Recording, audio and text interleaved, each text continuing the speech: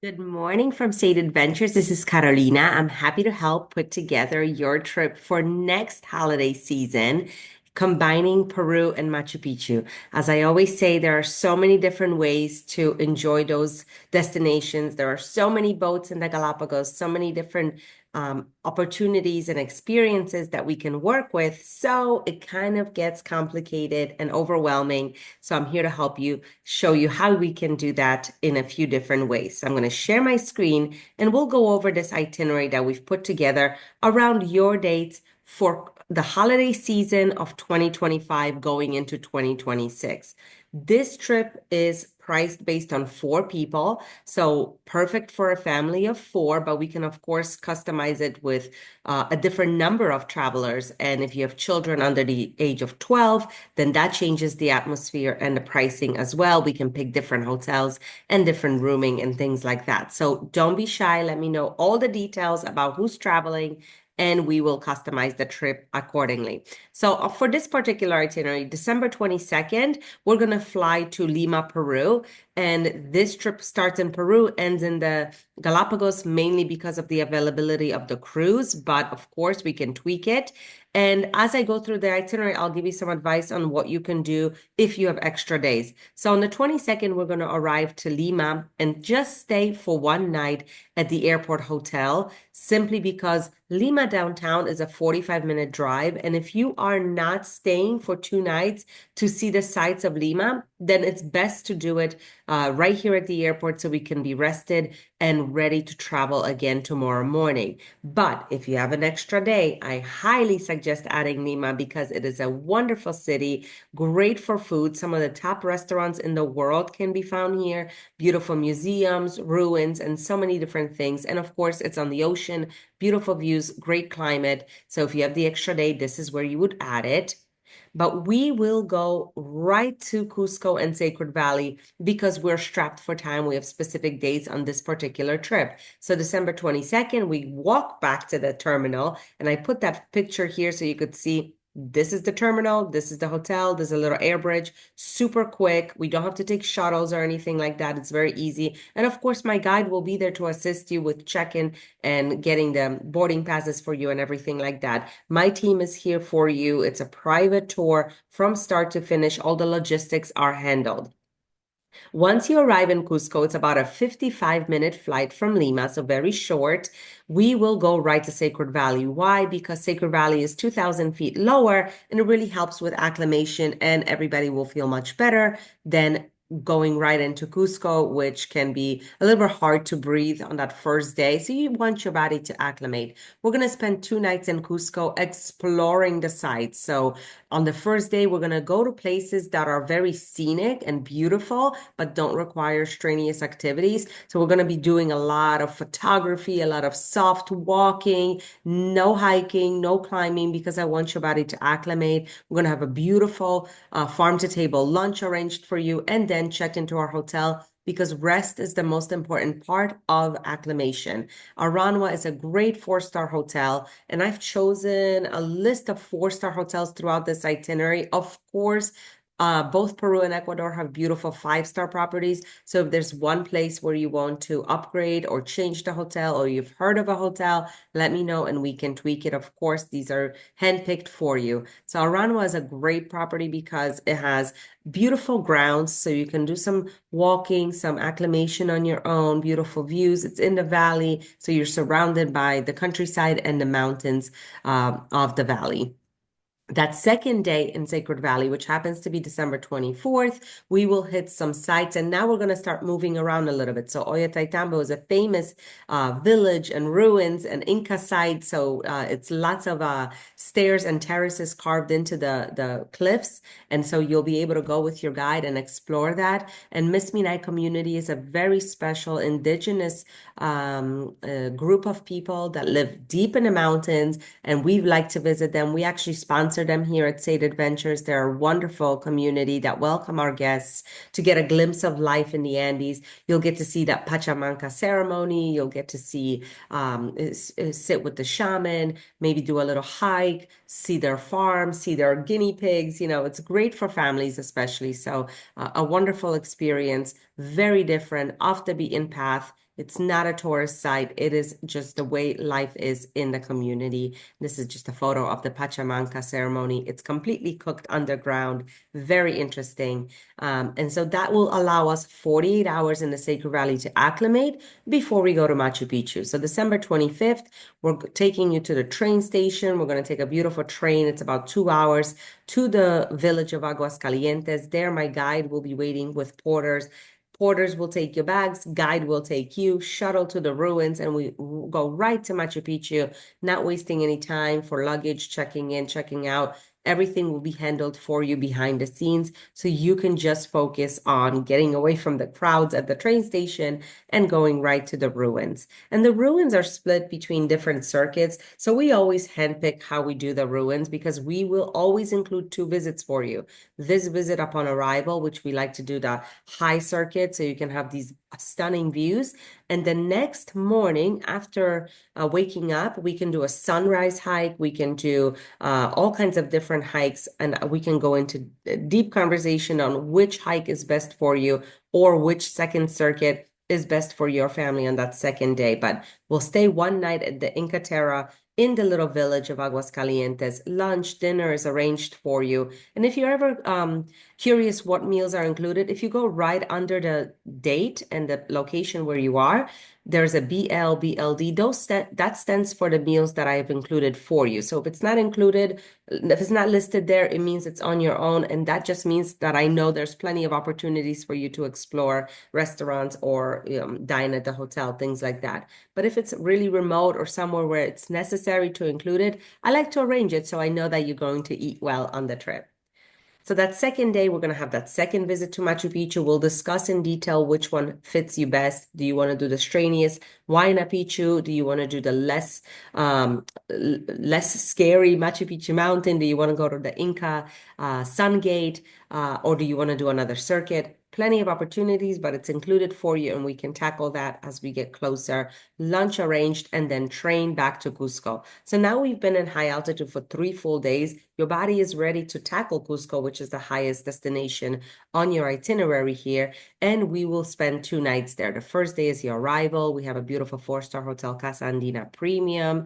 And then the second day, our private guides will show you all the best of Cusco, from the temples to the ruins outside to the main square, and plenty of time for also just enjoying the city, people watching, really taking it all in, because you've been hopping around and doing a lot of touring. I want you to be able to have some time to actually, take a breath and see where, and reflect on everything you've done.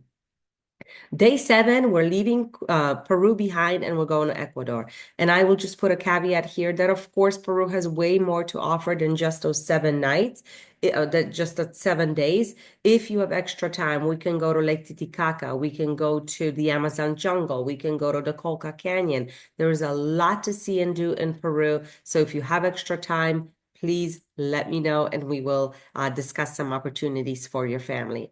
But December 28th, we're going to have a travel day. So we're going to fly from Cusco to Lima, Lima to Quito. Those are not long flights, but it takes up the middle of the day. So it's once you arrive in Quito, we're going to pick you up, as always, take you to the hotel, and have you enjoy the afternoon or the evening on your own, depending on the flight schedule. La Casona de la Ronda is a beautiful hotel in the old part of Quito. Quito is very particular. There's an old town, there's a very modern town.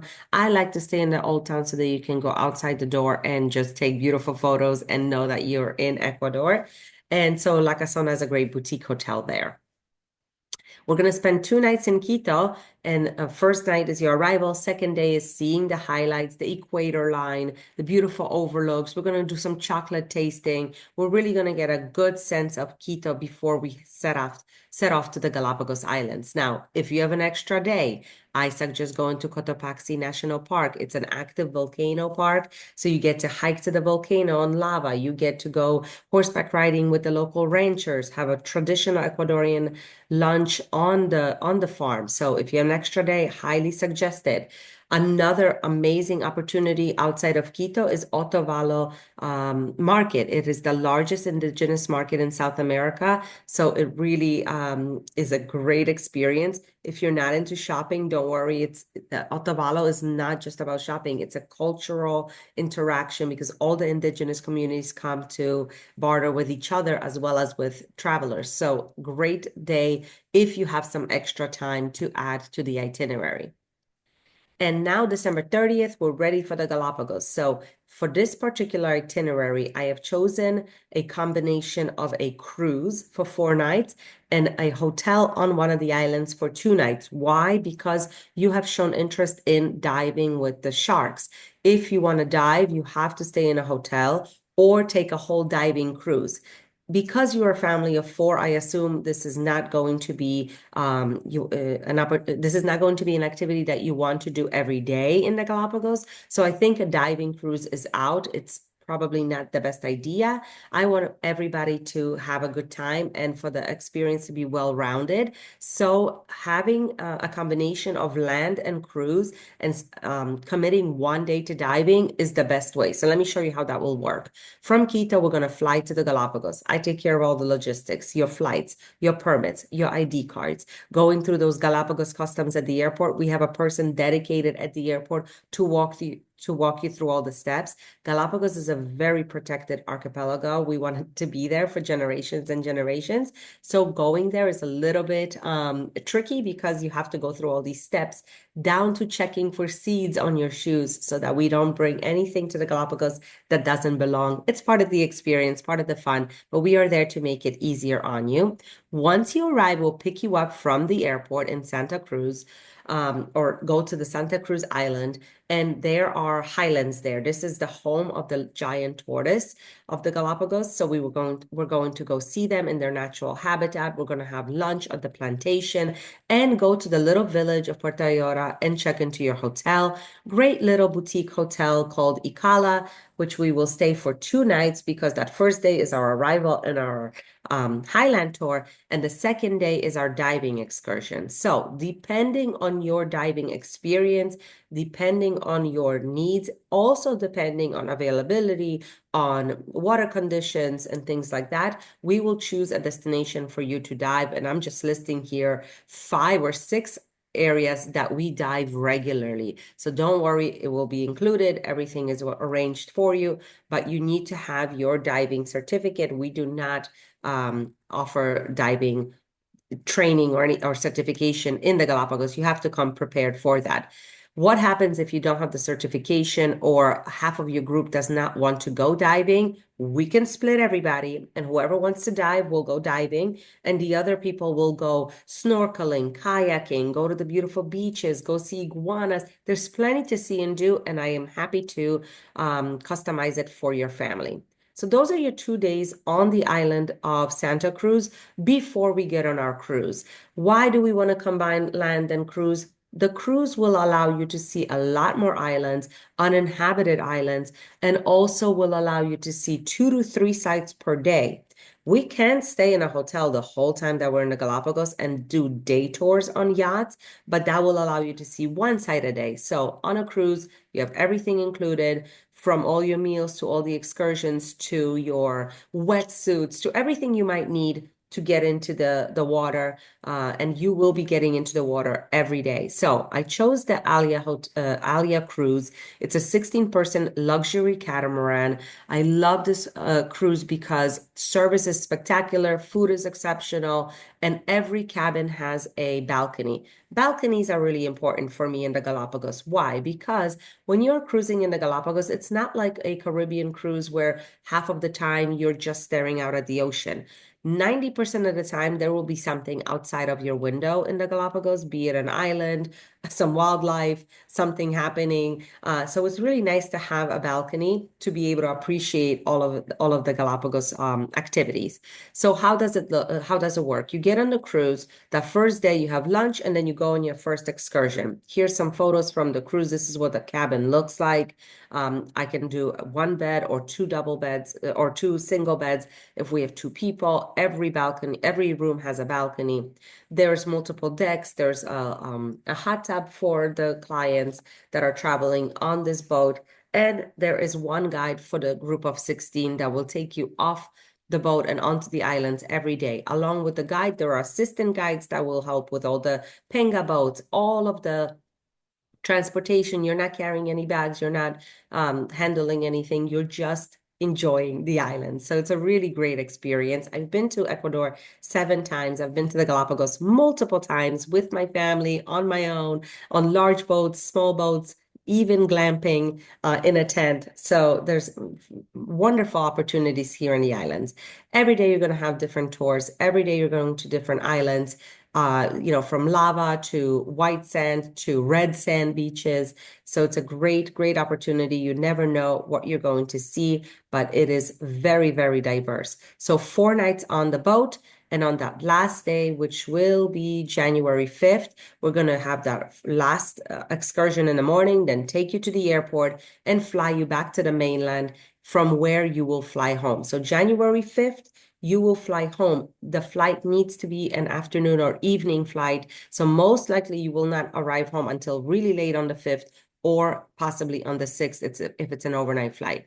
So that is just one opportunity. Of course, we can do a cruise for 7 nights. We can do island hopping, like I said, where we stay in hotels on different islands. There are 3 villages that we can incorporate. So you let me know what sounds good. I'm looking forward to hearing your thoughts. Please know we can customize it for your family according to your dates and your interests, and I'm happy to help. So thank you so much for listening and happy travels.